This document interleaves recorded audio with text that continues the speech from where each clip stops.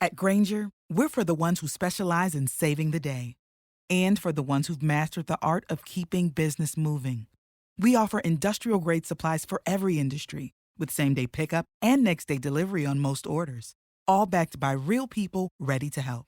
So you can get the right answers and products right when you need them. Call, clickgranger.com, or just stop by. Granger, for the ones who get it done.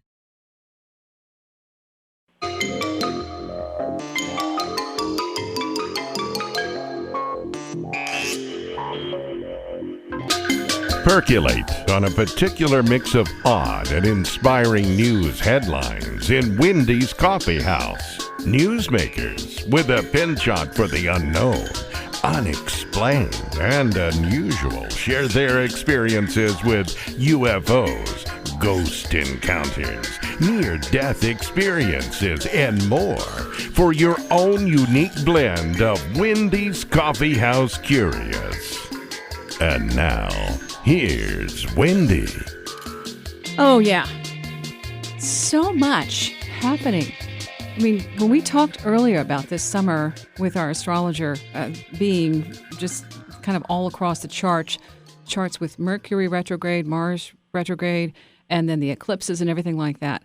It's incredible. So many things have just kind of started abruptly, and there's just a lot of, in some way, shape, or form, chaos happening.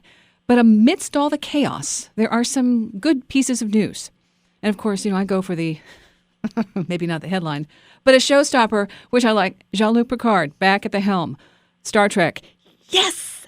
Yes! They canceled my favorite show, People of Earth. Well, shoot. Even after the third season was already written, ready to go, and then they came back and said, we changed our mind. We were going to do it. We weren't. So we're not going to mention who did it, but that's it. So the good news is that Patrick Stewart said that he had no idea the impression and the impact of the show. But people kept coming up and saying, they really felt a deep connection with his character.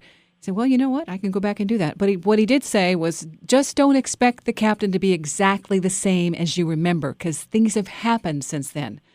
And that's a hint. Okay, I don't know if he's going to come back wearing the Borg stuff, but anything's possible. In Missouri, anything can happen. You want to be this guy. He said he had some pocket change. So he figured, just get rid of the pocket change. Well, the pocket change, he said, this lottery ticket thing that he bought wasn't even the initial idea. He just thought, well, I'll throw it in. And he stopped by at Casey's. Yeah, Casey. I know somebody else who likes Casey's.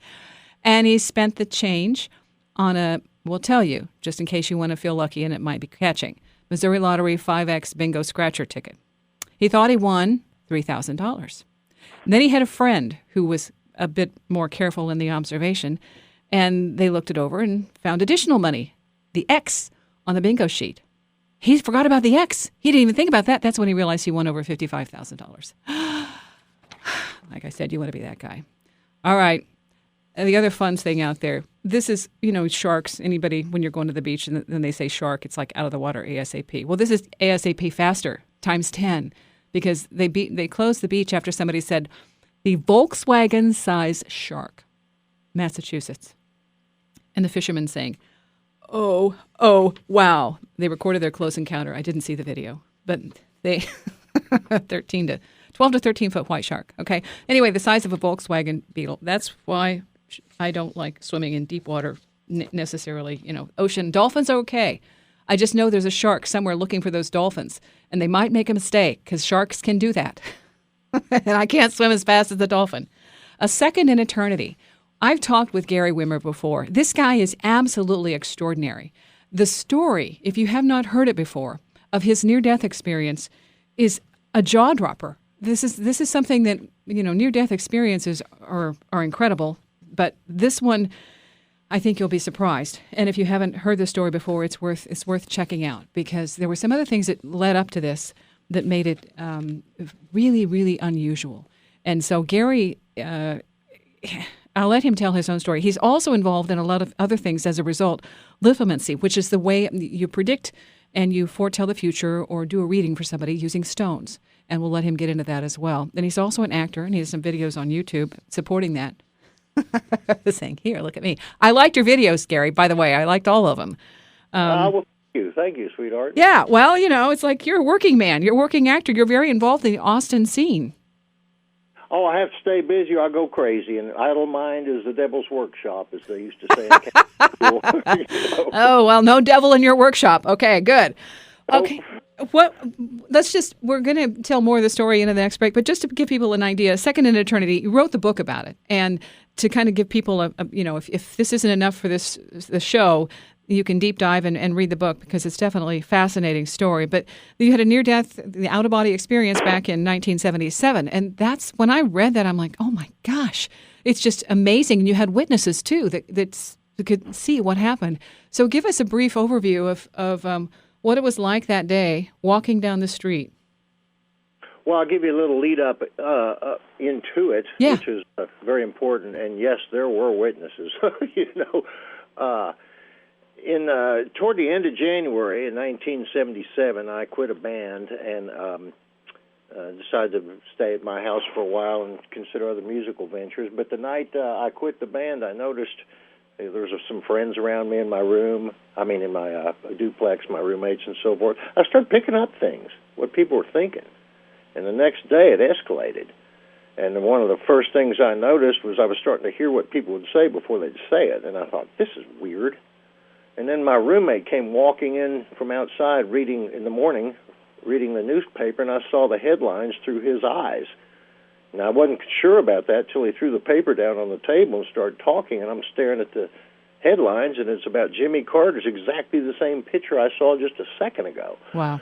And this started happening more and more frequently. In fact, within 24 to 48 hours, it had escalated to the point that I couldn't even remember what normal life was like.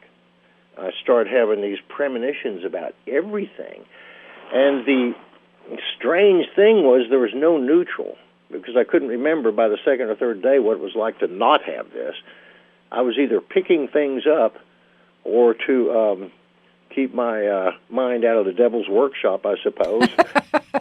I was thinking about things, projecting things, because there was no way to just ignore this. It had become overwhelming. I was, at one moment, scared to death, and at the next moment, so enlightened. It was mind-baffling. I felt so powerful and intuitive. But it was not like normal walking, waking consciousness. Everything had been on alert. This kept building up and building up. I'll give you an example or two of what I was going through. One night in a bar, this is about the second or third day, in a bar I could pick up when people would walk by me all about them, their lives, and it just jumped out like it was exposed, like they were carrying a sign, stating everything about their life. And it got so confusing, I thought I need to step outside and get some air, and all of a sudden I felt like I was standing outside. Wow. When people started walking into the bar, they walked right through me. And that scared me. I opened my eyes, and nope, I was still in the bar stool in the bar. But the door opened, and the people walked in just like I'd seen them. And I thought, that's weird. I'll try that again. So I started realizing that at will I could just put myself outside and see people walking in and describe them in perfect detail because I'm seeing them. Wow. And my roommate came in from the other side of the bar, and I started I didn't want to explain it to him. I just bet him I could tell who the next people would be dressed like. Yeah. He bet me $5, and I called it perfectly correct. He said, you were just outside. No, I've been sitting here asking all these people. I hadn't moved at all. Do it again. So I did it a couple more times. It blew his mind. And now he was my roommate. And by the second or third day, I kind of took him on as someone I had to talk to. Yeah. Because it was getting too intense. And he kept warning me. I hadn't been sleeping. This is about the third day of no sleep, and I couldn't fall asleep. I wasn't tired. I was so energized. And he kept warning me, you got to get some sleep. So anyway, this continued and continued and continued for about the eighth day. It got to the point of, and in the book, I break the book up to two parts. Part one is all this buildup of this unexplainable, 100% accurate psychic ability on constantly. Mm-hmm. But the second part of the book is the day you were talking about, the evening of February 7th, 1977. I had it. I couldn't take it anymore. I left my house walking somewhere. I didn't know where, but I just had to walk. I had to move. It was too intense. long story short, between this time in this week prior to this build-up, I'd felt these guardian angels watching me. I called them monitors because they seemed to be monitoring me. Actually, they seemed to almost name themselves that. So on February 7th, after a week of this build-up, I kept feeling these monitors kind of around me more than ever. Long story short, again, I was scared to death. I'd had it. I was praying. I was crying. I was screaming in the middle of a street with a lot of people. I just couldn't take it anymore. And the monitors appeared and told me that I basically to trust them, that I was protected, and within seconds I was involved in a head-on collision with a car. Hold on. That's where we're going to stop. Because that's when it all hits, okay? That's when it all hit, yeah, right. All right. So we're talking with Gary Wimmer. The book, you can catch up with it on Second in Eternity, and this is a fantastic story. You can also check out Gary's website, GaryWimmer.com. We're going to be back with the rest of the story in the beginning of a whole new way of life here on KCMO Talk Radio, Wendy's Coffee House. Wendy's Coffee House, KCMO Talk Radio. You can check out any of this show on the podcast because I do all the shows, put them up on a podcast afterwards. So there's, if you miss anything or have to take a break or can't pay attention, then the podcast is on Audio Boom, Wendy'sCoffeehouse.com. The other thing about this with Gary Wimmer, my guest, who's also psychic and does all sorts of extraordinary other extracurricular things like singing and acting and psychic readings. Gary, just like you said, the Devil's Workshop for you isn't going to ever have any opportunity to get started. It's too crowded. Good point. Well, okay, so with this, and the reason we talked before, but I wanted to have you back because this is such an extraordinary thing, the way that you have this psychic, you are just enmeshed in this, and it would absolutely be mind-boggling and completely and totally, I think, impossible to live with 24/7. You'd have to isolate yourself because just going out and having all these impressions just ruining your peace of mind. It would be, I think, incapacitating. Was that? I'll step back just a minute. Was that what it was like? Well, yeah. I'm not necessarily. It was ruining. It was making me question the relationship between internal experience and external happenings. Mm-hmm. There was such a clear relationship that, as I was telling you earlier, I had no neutral. So I was either picking up things or absorbing things. Or I'll give you another example.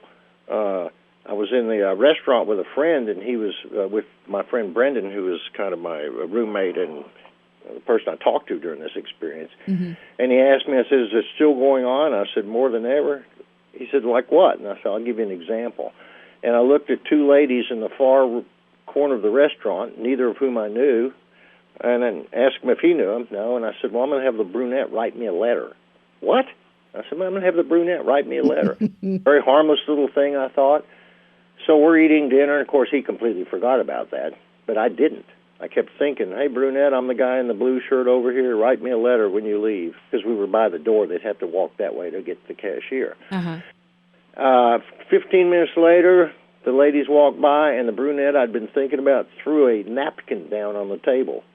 And on it, in big, bold letters, she has written, why are you doing this to me? It's on for the restaurant. So, and like I said, there was witnesses all around during this period. Otherwise, I would certainly question it, but all my roommates and friends, and as I'm about to proceed with this accident, how many witnesses there were. I think when we left off, I said I was involved in an accident, a head-on collision. There's I don't want to ruin all the details because it's pretty interesting the way it came about. But before I knew it, I was outside my body after I hit this car. After the car hit me, my head hit the hood.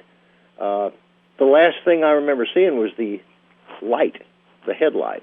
It left a little glow on the retina of my eye. And all of a sudden, I felt like I saw the Big Bang. And it felt like one of infinite Big Bangs. And I was going from walking down the street to recognizing infinite Big Bangs within a split second, And I was outside of my body, looking down at my body being pulverized by this car, getting bashed all up. But it didn't really affect me. It was almost like, well, that's what happens on Earth, whether it's my body or not. It's And I started expanding in all directions, like the surface of a balloon. It was an incredibly beautiful feeling. I had shifted from absolute fear about this buildup and what the hell was going on to pure bliss in a matter of a second after these monitors, these guardian angels, promised they would protect me, so to speak. So I'm expanding outside, like the outside of a balloon, the surface of a balloon, bigger and bigger, and I feel all these planets and galaxies and stars going inside of me, and I'm seeing all these things about my life and about the Earth, and so much I can't even begin to describe it all. Eventually I end up in what I considered the infinite mind of God.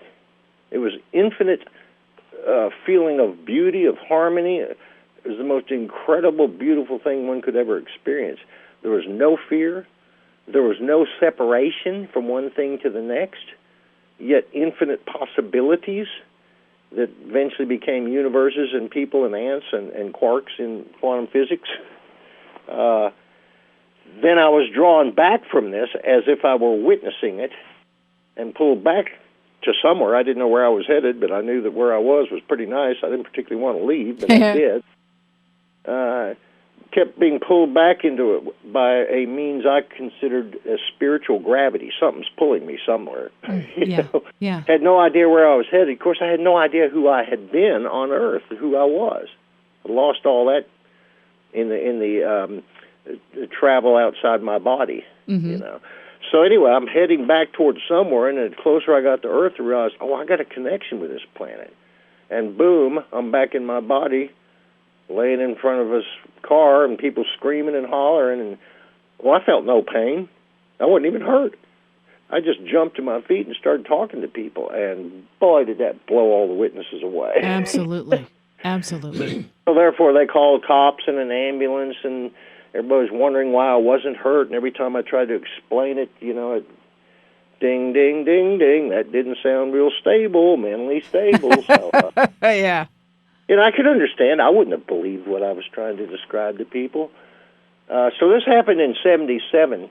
That's another thing, 1977. That's a huge deal because back then, this was still, and you're saying people would think you were crazy, this was a taboo subject, and there wasn't a whole lot of, in any way, shape, or form, info. I had no reference to go by whatsoever. I didn't even know to look.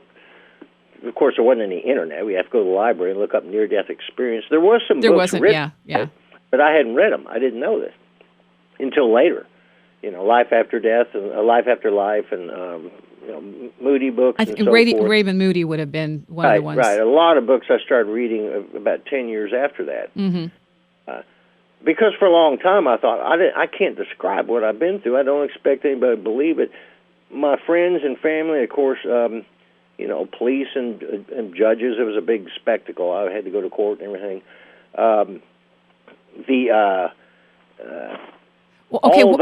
Wait. Why did you have to go to court? Was it because you caused the accident or somebody, what was the deal with that? Well, they committed me to a I didn't actually go, but they committed me to a psychiatric hospital under a order of protective custody because people don't talk about leaving their body and and talking to aliens and I was going to ask you, did you talk to any ETs? Well, I saw so many different manifestations of infinite mind, different souls, different galaxies, different planets. We see 1/10,000,000,000% of what there is. And we only see one small sliver of who we are. We just see in this lifetime certain activated parts of ourselves in this particular life, in this particular time. I saw a lot of past lives. And what was also so interesting was if you took all my past lives and all yours and every molecule and every element and every thought and every universe and every galaxy, really what you'd only have is the infinite imagination of infinite love or God. All this is imagined. This is Maya. This is thought precedes action. And even now, I read a lot about quantum physics, the real thing in quantum physics. For those who don't know, I'll be real brief. The more you get down to the subatomic level, the classical physics doesn't work. Things aren't clearly defined. Places, times, momentum. You can find one thing and not another. So it looks like when you look at the very small parts of nature, It's just a set of possibilities rather than actuality like a table. And physicists all agree now there's something that makes this exist because it's beyond time and space. When you get to the smallest particles of the universe, they don't follow the rules of gravity or time and space. There is no time. There is no space. There is no effect of gravity. It's completely confounding. Okay, hold on, because we're going to have to take a break, do some news. But I'll be there. I want to come back to that because that's what's so fascinating about all of this. It is the thought, the projection, the mind, the consciousness, all of these elements that add up. Okay, so hang on, and we're going to come back with more. It's Wendy's Coffee House, KCMO Talk Radio. Wendy's Coffee House, KCMO Talk Radio. My guest, Gary Wimmer. The thing about this is, if you've ever had one of these experiences, mine wasn't a near death, but it was a shift, a monster shift. And part of it was the science behind things, saying, go back and look at the dots. They aren't linear. And the chaos, the quantum, the fabric of what we are is completely beyond our comprehension. But we have to start somewhere. So the building blocks are basically what we get here. And then we can go anywhere with it. So I like when Gary's talking about everything is potential and the things aren't all laid out in cement. This is where I think a lot of us are, in terms of trying to figure out what's going on behind the scenes, are drawn to other things like ET or you name it, other alternative types of awareness, because it's so fascinating. And especially from Gary's view, when he got this incredible glimpse of beyond, coming back and sticking himself in this little body has to be a tad confining, or maybe not. What's it like now, Gary? I mean, you're way out there and going into the science. We'll get back to that in just a minute. But do you have even a fraction of that infinite awareness that was with you? Oh, yeah. I think once you've seen it, you can't forget it. Do I have access to all of it? Yes. Can I pull it off? No, because I'm a human still. Yeah. The information is there. We do have a connection to it because that's where we came from. We just have certain activated parts of ourselves, so we may have to develop skill sets to tap back into that, but it's always there. And we were talking about the quantum levels. The thing that I think is so fascinating is what I experienced was that thought creates matter and energy and existence. And thought, of course, starts with infinite thought, because if it wasn't infinite, what would limit it? You know, if God and the universe or whatever, however you look at it, wasn't infinite, what would possibly put a limitation on it? It'd have to be bigger. So we're talking about the highest levels of consciousness are infinitely self-creating and no limitations. So it's real easy to create universes. It's just a matter of thought, infinite thought. And we are part of that infinite thought. We took on bodies, and I actually believe humans who incarnate took part in the creation of the very universe that we exist in. We took part in it so we'd have a place to play and develop. You know? Well, and you have to forget things if you want to learn anything, because you come in knowing it all. It's like, well, that's boring. Oh, absolutely. and the quantum levels that a lot of physicists are talking about now, because they're starting to inject the concept of consciousness into quantum physics because of this alone. There's no way to study quantum physics without observing it. And when you observe it, things go from possibilities to what they call wave function collapse.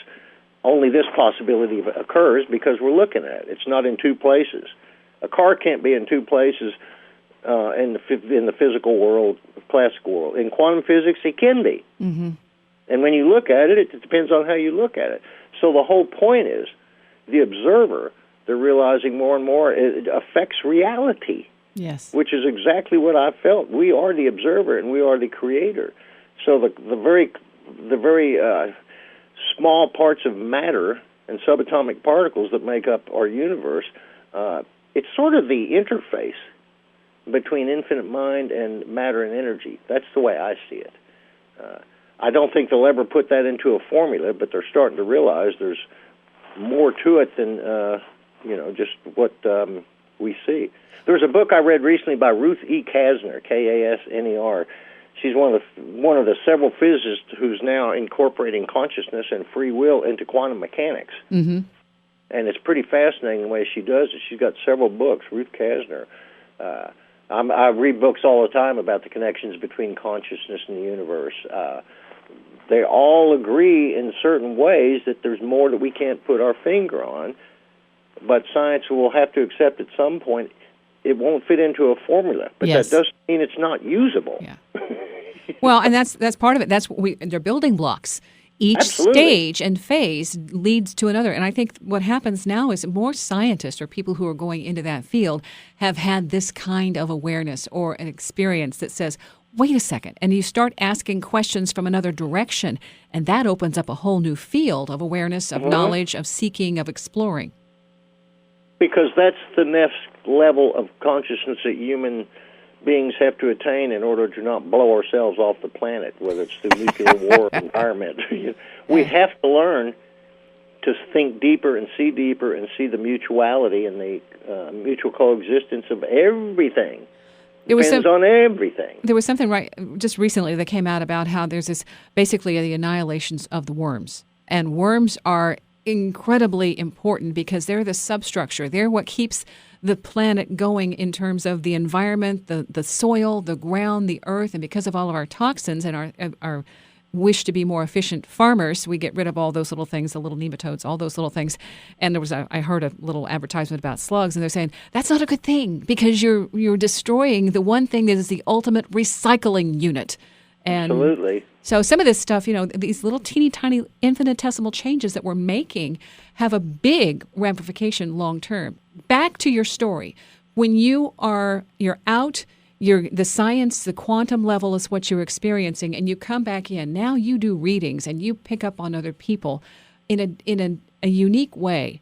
And that, I think, I've seen some testimonials, you get a very good response.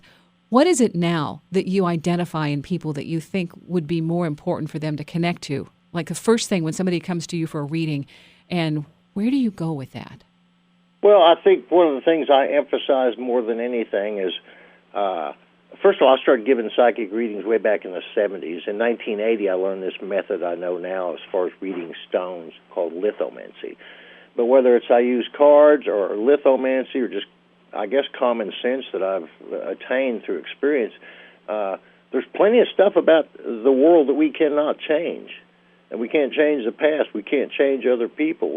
We can affect people, but if I believe the world's flat, you're going to have hell convincing me it's round, Mm-hmm. So there's things we can do and can't do. And I think one of the wisest things people can ever learn, and this I emphasize, it's not yesterday. We can't change yesterday, so don't worry about it. Can't change other people, don't worry about it. It's all in our perception. That we can change at free will any time, and that's our strongest thing. It's how we see things. Because how we perceive things at this moment, not yesterday or not maybe tomorrow, but how we perceive them now means whether we go right or left at the next intersection or the next thing we experience in life. Is it life screwing with me, or is it life showing me something new I have to learn? So the main thing I suggest to people all the time, regardless of the circumstances, it's how you look at it. And if you look at it like life's teaching me some good things, you benefit from the very things that are going on. If you look at it like life's screwing me over again, you get that. Again, you get back to perception, back to you create your own reality by the way you look at it.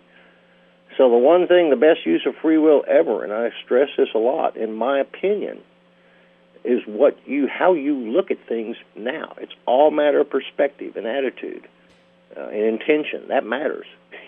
I think that sets the groundwork for what happens next. And that's what I would like to go into a little bit further, because there's a confusion about positive affirmations. You repeat something over and over again and it's going to happen. That isn't the way it works.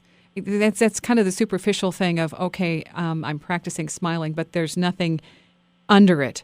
It's empty. And so getting back into you bring things to you and make that decision of whether you're going to turn right or left at the stoplight. Can we explain it just a little bit more? The next break, we've got to take another break again. But again, Gary Wimmer. Well, I'll use my own experience. Yes. A while ago, you were very gracious and said I'm a singer. I'm actually a pretty crappy singer. I played music my whole life, but I never had the good voice. Hold on. We're going to come back, and we won't test you. Well, we might. We're going to come back. Gary Wimmer, my guest on Wendy's Coffee House.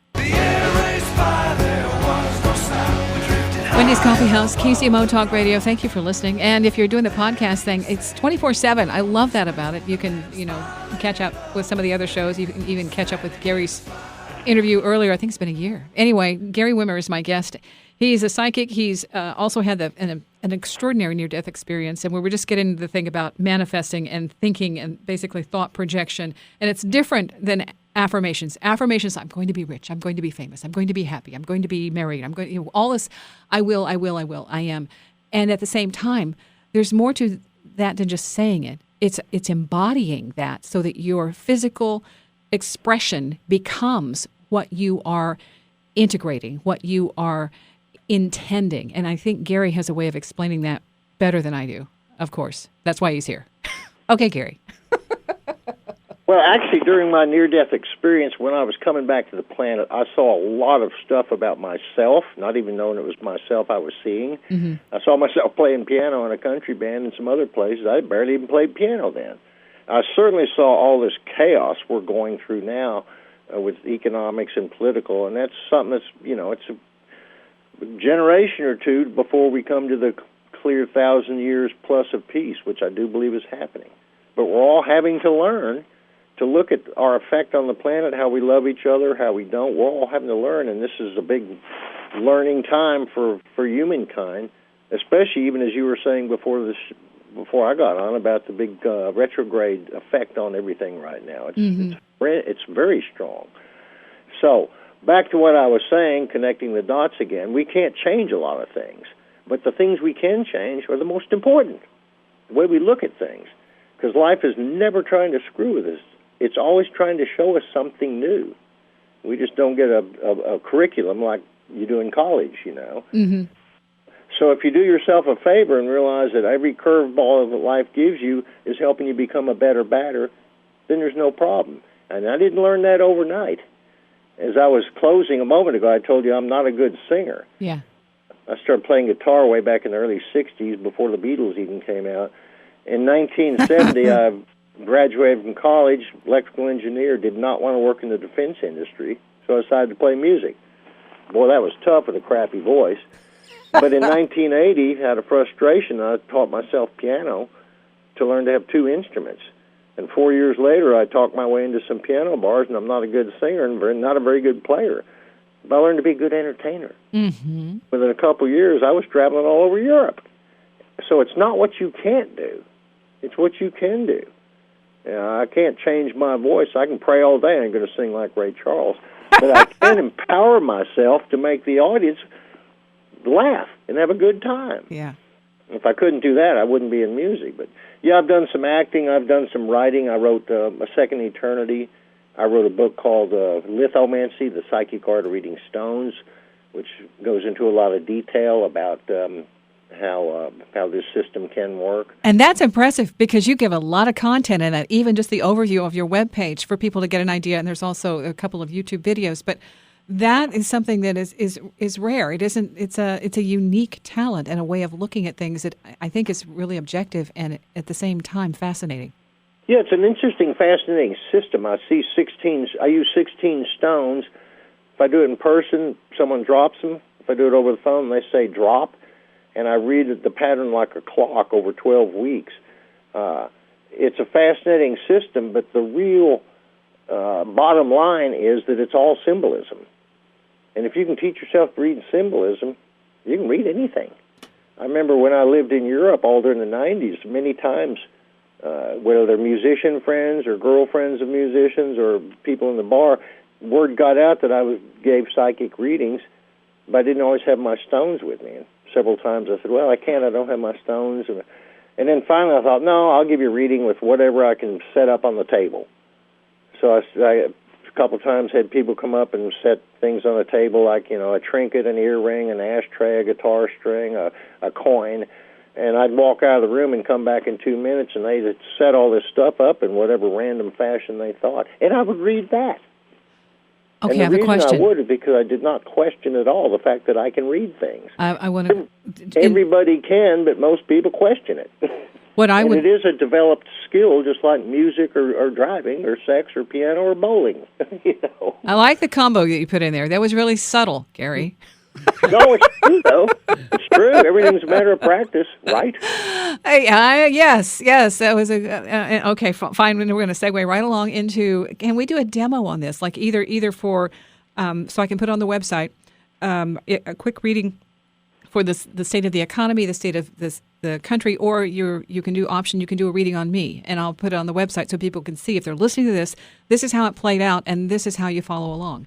With that, well, I'll tell you what. I'm going to get a little deck of cards here. It'll take me a minute to set up my stones. We've only got a moment. I also read cards. So you asked the question whether it's economy or whatever, and I'll tell you what I see. Yes. And, well, the elections and how things are going with our country. You're saying we were approaching the 1,000 years of peace. How close are we? It's not necessarily a date, but it ain't within our lifetimes. Okie doke. So we're the learning curve, huh? Oh yeah, this is a long transition for mankind to stay I mean, we haven't yet to figure out how to not pollute. You know, and there's so much free energy in the universe that we can get it. I've often believed that because of magnetism, the natural magnetism of the Earth, the rotation, the electromagnetic energy from the sun, there's free energy. Yes. If we can figure it out, there's free energy. Yeah. Free, absolutely, having to do with the moving magnets of the Earth. Okay, so back to the question then, are we a train wreck or a speed bump? This is a speed bump. This is the first time in history that technology has allowed communication and information all across the whole world at once. So this is the only time that we've really had that we can go through this big change of consciousness. We see the good, bad, and ugly every day, and we choose whether to participate in the good, the bad, or the ugly. And by doing that, we are creating our fate. Now, I'm an optimist. I believe in spite of all the greed, selfishness, and stupidity and anti-environmental crap that's going on in the world, we're going to succeed eventually. It doesn't mean we're not going to have a lot of road bumps and pollution to clear up and nuclear weapons to get rid of, but that's not going to happen in our lifetime. However, it's like the start of the age of Aquarius. When was it, 1950 or 2050? It's a 2,600-year period. It doesn't have an exact date. It's a transition from Pisces into Aquarius, and Aquarius is very liberating. So it's going to be a very liberating time in the future, but we're going through the bumps of getting out of the age of Pisces and into the age of Aquarius, and that calls for a lot of growth and intelligence. And you learn growth and intelligence by realizing sometimes how stupid you are. Yeah, you have to see the worst-case scenario before you say, oh, I don't really want to do that. You got to, run into the wall to realize, oh, I can't go through it. Okay, therefore I'll walk around it. Okay. We're out of time. I want to give you a chance, though, that the people who would like to have a reading with you, they just give you a phone call. Is it a Skype or what's the deal? Well, the best thing to do is go check out my website, either GaryWimmer.com, GaryWimmer.com, or Lithomancy.com, Lithomancy, like lithograph. I know. You asked me my phone number the other day, and I couldn't remember it. I'm like, I called it. That must be it. Yeah, that's right. And if you call, leave a message, because I get so many telemarketing calls. Leave a clear message. I don't even answer the phone. I get 30, 40 telemarketing calls a day. So you got to leave a message. And the phone is on the website. Okay, we'll just do you a favor there and say it's on the website. So they have to do two steps. I'll give it. People can have it, but leave a message. 512-707-0836. No clear message, I won't call back. I get too many spam calls. Okay, so if you're listening, behave. Behave. Don't act out. And think positive. Also be more clear on your thoughts. We're going to get through this. Absolutely. Intentions are everything. Gary, thank you. Thank you. You too, Wendy. Thank you so much, sweetheart. Have a good day and stay inspired, girl. Don't worry. Absolutely. Okay. That's why I wanted to talk with you again. I wanted to ramp up that energy, that enthusiasm, that excitement for making the curve. This is the curve. Okay, girl. It's all okay. We're going to the curve, and I'm not walking in the street without an accompaniment. There you go. Look both ways. Hey, thank you for listening. My guest, Gary Wimmer, is fantastic. We may have to have him back so we can talk more about lithomancy. But right now, we got to get out of here. In the meantime, whatever you're doing, wherever you are, upgrade. This is an amazing time when we can actually see the results of our actions, our intentions, and our awareness. And it's only going to get better. All right? There you go. Light at the end of the tunnel. Till next time, stay positive and stay curious. Wendy's Coffee House.